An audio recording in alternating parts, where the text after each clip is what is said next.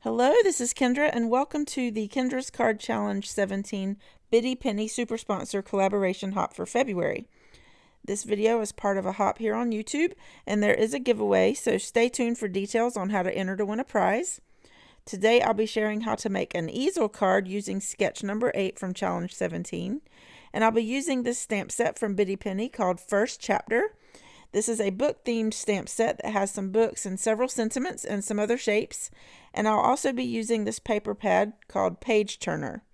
While I show you these beautiful papers, I'll explain a little more about my challenges in case you're not familiar. I offer a free PDF printable that shows you how to make 15 cards using just 6 sheets of 6" by 6" pattern paper with little to no scraps. Plus, you can have a chance to win lots of prizes by sharing your creations throughout the quarter, both monthly and quarterly. And this includes a $25 gift certificate from Biddy Penny each month. The quarterly challenge runs from January 1st through March 31st. You can find out how to download the free printable over on my website at kendrascardchallenges.com. And I also invite you to watch my challenge introduction video that explains all about it and how to enter. I have it linked above and in the description box below. I have selected this sheet of paper that has the colorful leaves, and on the other side it has these 4 cut aparts.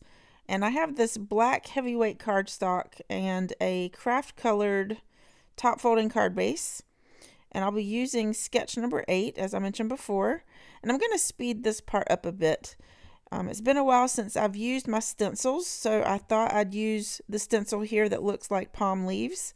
And I thought it matched the paper pretty well. So I'm going to use my stamp wheel. It has a sticky mat that will help hold the stencil in place while I stencil this paper glaze. It's called Paper Glaze Luxe, and it's a Spanish moss color. And I think it matches the blue in the paper really well. So I added the glaze using my spatula, starting at the top and work my way down. It's pretty small, and I'm trying to make it smooth. My spatula, I probably should have used my scraper instead of the spatula. But I'm going to carefully remove the stencil so that I don't smear it, and it turned out so pretty. I'm going to set this aside and let it dry. And in the meantime, I'm going to cut the papers and work on the other parts of the card. I really like this girl sitting outside with the sunset in the background. So I'm cutting this to measure 3 by 4 as shown on sketch number 8. And this will be my focal point. And I'm going to use the other side for the smaller piece that goes at the bottom.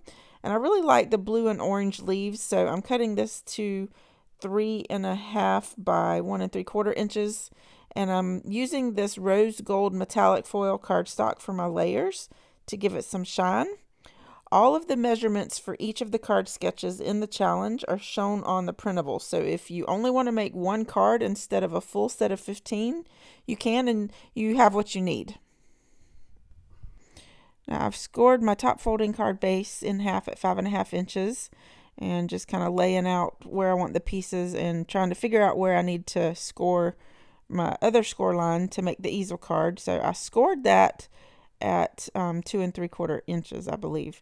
Now for the little piece that's shown on the sketch that says any object, I'm going to put my sentiment there in a circle. So I have this 1 1/4 inch circle punch, and I'm using the Read, Dream, Achieve sentiment from that stamp set. It fits in the circle perfectly. So I'm going to use an acrylic block this time so that I can stamp it out multiple times.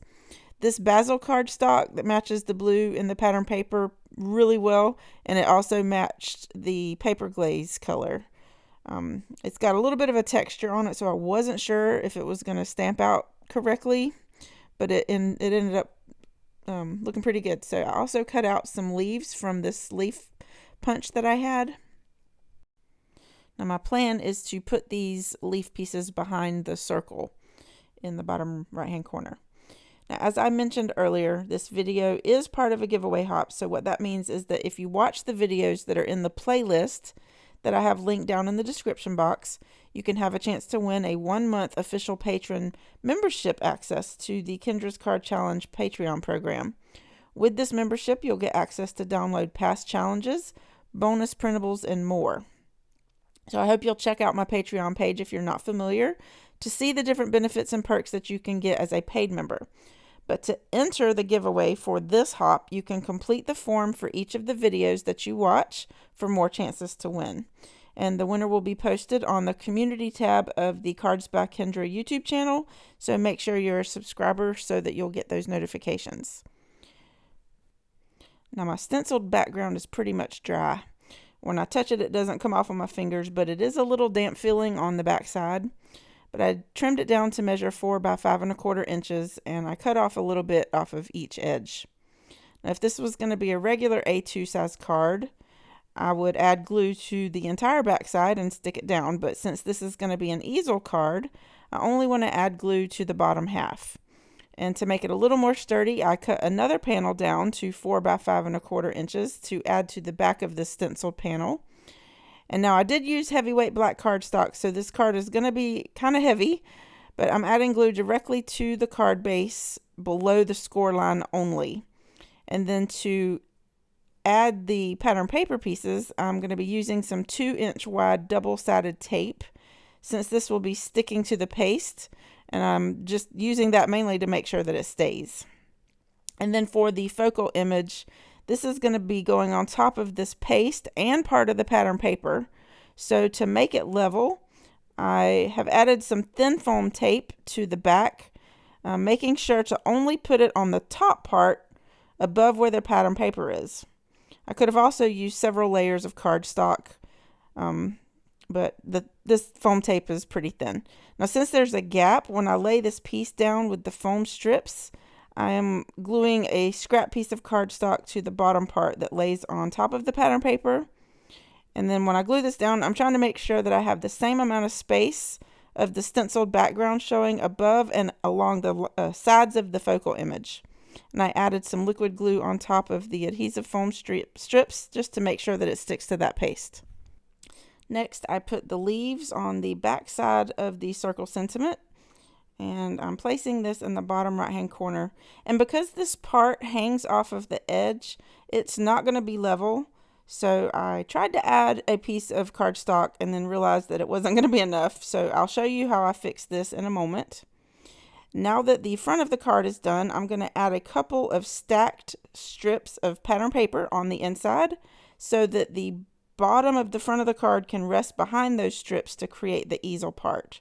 So I cut 2 1/2-inch strips to measure 4 1/4 inches wide, and then I glued them together to make it thick. Then I apologize that I'm off camera here for a bit, but I ended up gluing this to the center of the inside of the card, and then that way it will stand up at an angle when it's on display. Now, if you are not familiar with Collal 3D glue gel, it comes in a box, and it has a little syringe so that you can add a small amount of glue and you can squeeze what you need to fill in spots where you've got pieces just kind of floating around.